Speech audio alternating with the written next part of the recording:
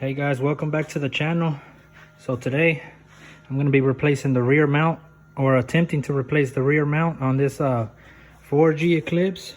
This happens to be a 2006 Mitsubishi Eclipse. So far what I have done, I took off a bolt that's right here holding the power steering hose, and that one was 12 millimeter, and I reached it just with a wrench. But before that, I took off the battery and the little tray, just to give me some space to get in there with a wrench. And after that, what I did was I got this loosened up right here with my breaker bar. This is a 17 millimeter, and it's the bracket holding the motor mount to the transmission. We got one here, and then we got one in the bottom. I got this loosened up, so now I'm gonna go to the once I got this loosened up with a breaker bar, I got it more loose with a wrench. But anyways, now I'm gonna jack up the car and we're gonna see what's next under the car.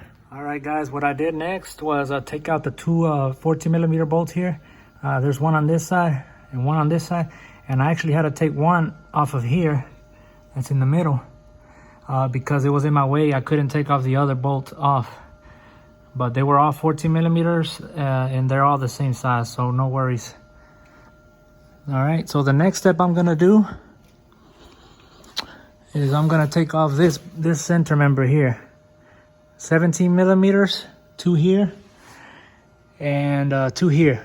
1, 2. And I'm also gonna loosen this 14 millimeter nut here, and you gotta put a 14 millimeter wrench on the other side to hold it still. But I'll be back when I do that. All right guys, there's the center member that I just removed. And there's the bolts, I put them to the side. So now what I'm gonna do is remove, there's one bolt here, one bolt in there, and this one here. They're all 14 millimeters. All right, and then after that, I'm gonna try to remove this one right here. That is holding the transmission bracket that connects to the motor mount. All right guys, for this wrench here, for this bolt and this one, they're both 14 millimeter. I had to use the double wrench method. Basically, double wrench method just to get it loosened up, and then I just did it with a regular wrench and got it off. This one I was able to put my socket in here and loosen it up quickly after I broke it loose. This one just with a wrench. That's all that could fit in that little space there. And they're all the same size bolts. But anyways, now I'm gonna lower the car, and I'm gonna get this bolt here through the top with a lot of extensions. All right guys, there's the bracket. I finally got that bolt out of there. Like I said, it has two 17 millimeter bolts, and you have to kind of push the transmission out of the way just to keep getting it loose. But now what I'm gonna do is take off these bolts here. There's 1, 2, and 3. And I'll let you guys know in a minute what size they are, or once I'm done I'll let you know. And I'm taking it off just so I can have space to take off the motor mount. The motor mount's right here. I need that space, extra space to get it out of there. And just as I thought guys, that did the trick. It was 3 12 millimeter bolts, and I managed to get it out through that space there. That's what I took off. And here's the condition of my rear motor mount. As you can see, it's got a lot of cuts and cracks. It wasn't too bad, but yeah, it was definitely time to go after 230,000 miles. But anyways, let me the first step you want to do is slide the new bracket in the same space you took it out. All right guys, this is where I'm at. I got the mount, the engine mount back in there, and I've got these bolts basically pretty tight now.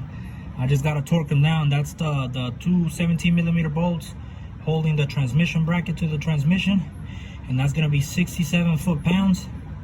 I imagine I'm going to be able to get to this one with my torque wrench, but probably not the other one in the bottom, because I could only fit a wrench down there.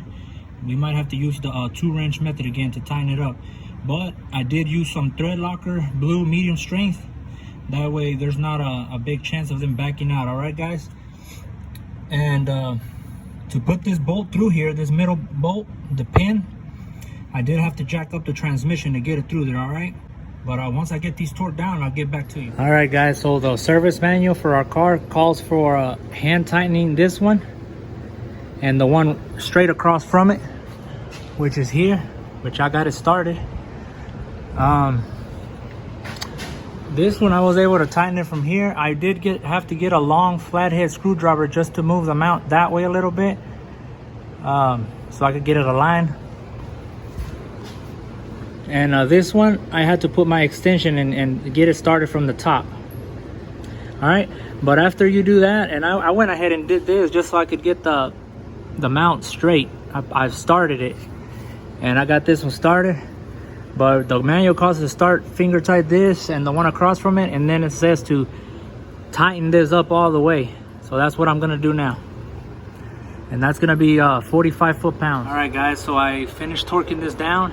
My torque wrench didn't fit in there, so I just use the double wrench method, and now it's calling to tighten this up all the way and the one straight across from it over here. All right, guys, and again, if your torque wrench allows it, 45 foot-pounds. If not, use a double wrench method. All right, guys, once you tighten these bolts here, which is D, this one and this one here, then you're gonna want to go ahead and tighten bolt E. It's gonna be that one and the one right across it right there. That's the order that the service manual calls for. All right, guys, I'll get back to you when I do that. And this bolt here, I was able to tighten it as much as I could with my ratchet wrench. All right, guys, that bolt way down there, I was able to torque it with my torque wrench, and I had an extension, a long extension, to where my torque wrench handle was above this. But I did torque it to 45 foot-pounds, and the one across it, I did the double wrench method as much as I could. But anyways, now I'm gonna lift it up and tighten that middle bolt. And once again, that's gonna be 45 foot-pounds. For you people wondering, this is the setup I used. On the passenger side, I went in with my torque wrench and with a 14mm kind of long socket. And on the other side, I went in with a serpentine belt tool and my short 14mm socket to hold on to it. And that's how I got that done. I just torqued it down to 45 foot-pounds. So, I mean, that's basically it for the rear motor mount. Besides, make sure you connect that power steering fluid hose up top. I'll show you guys in a minute. But first, I would like to put my cross member back on. And it's gonna be 17mm here, 17mm over here, 2 of them. Those are gonna be, I believe, 65 foot-pounds.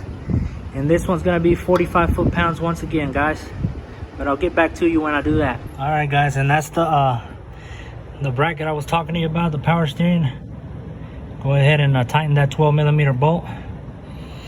But that's it regarding the motor mounts.